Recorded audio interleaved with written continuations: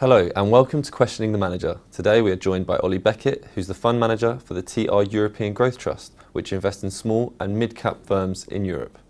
Ollie, thank you for joining us. The trust discount relative to its NAV has widened over the course of the year. So what are your thoughts on this, and have you been doing anything to narrow the gap?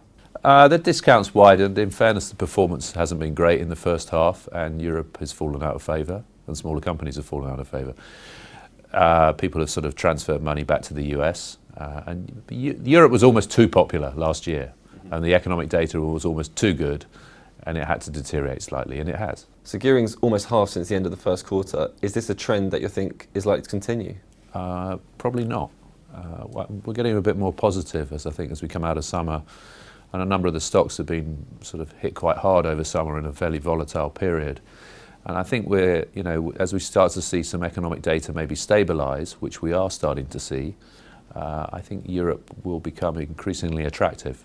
So we're actually maybe adding a couple of points to the gearing. So the PMI data, as in Purchasing Managers Index, that came out today, and that's seen an improvement in August. And also money supply data is also improving in Europe, unlike the US, where it's actually deteriorating.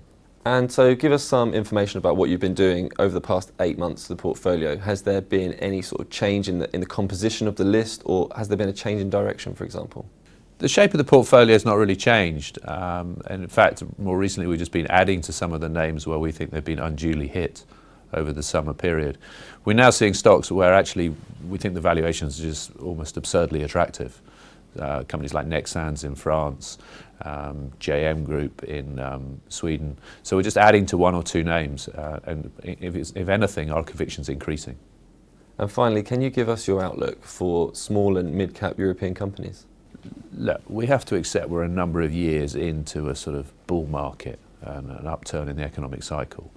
But I actually think for the next 6 or 9 months, there isn't a high level of complacency, and actually the outlook's pretty good. And we're seeing growth, across the board, in a number of areas. So, we still think smaller companies will grow significantly more than larger cap. There are some clouds on the horizon. It's Italy and the bond market there and what comes out of the forthcoming budget.